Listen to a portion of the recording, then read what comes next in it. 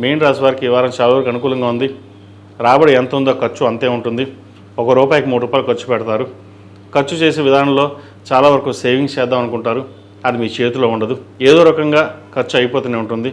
అయితే ఖర్చుల విషయంలో మీరు ఏదైనా ఒక దృఢ నిర్ణయం తీసుకుంటే అది అమలు పరచగలరు.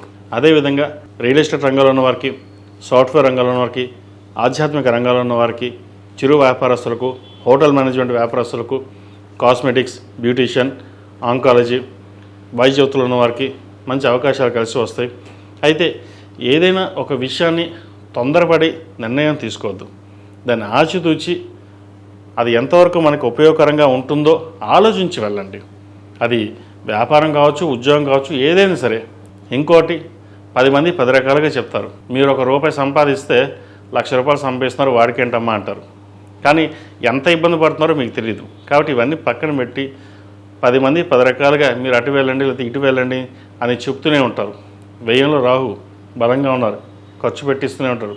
వ్యయ రాహు ఇవాళ అనుకుంది అది అవ్వదు, రేపు ఇంకోటి అనుకుంటారు, అది అవ్వదు. మీరు సొంతంగా నిర్ణయం తీసుకుని ఇది అమలు పరచాలి, చెయ్యాలని ఏదైతే సంకల్పిస్తారో అది నెరవేరుతుంది. మీకు మీరుగా నిర్ణయం తీసుకోండి. భగవత్ అనుగ్రహం కావాలి, మన పని మనం చేయాలి, ఆలోచనతోటి ముందుకు వెళ్ళండి. తద్వారా మంచి ఫలితాలు ఉంటాయి.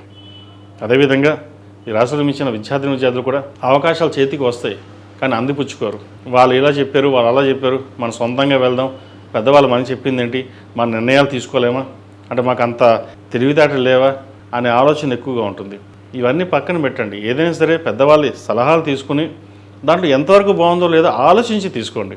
అంతే తప్ప వాళ్ళు చెప్పారు, వీళ్ళు చెప్పారు, మా ఫ్రెండ్ ఇంకో దాంట్లో జాయిన్ అయ్యాడు, నేను ఇంకో జాయిన్ అయ్యాను, నేను జాబ్ అనేసి నేను ఉద్యోగానికి వెళ్తాను, నాకు ₹1 వస్తాను కదా, ఇప్పుడు చదవాల్సిన అవసరం ఏంటి, ఇన్ని ఆలోచనలు ఉంటాయి.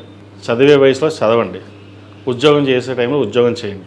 తద్వారా భవిష్యత్తులో ఇబ్బంది లేని వాతావరణం ఉంటుంది. అదేవిధంగా ఈ రాశిలో జన్మించిన స్త్రీలకు వృత్తిరీత్యా, వ్యాపారరీత్యా చాలా వరకు అనుకూలంగా ఉంటుంది. కొన్ని అనాలోచిత నిర్ణయాల వల్ల నష్టపోయే అవకాశం కూడా లేకపోలేదు. ముఖ్యంగా ఖర్చుల విషయంలో చాలా వరకు పొదుపు చేసే పద్ధతిలో ఉండాలి. అందరూ మన వాళ్ళే కదా, వాళ్ళకి పెట్టేద్దాం, వీళ్ళకి పెట్టేద్దాం, మన చుట్టాలే కదా, మన పక్క వాళ్ళే కదా అని అనుకుంటారు. మీకు సహాయ సహకారాలు ఎవరూ చేయరు, మీకు మీరుగానే చేసుకోవాలి.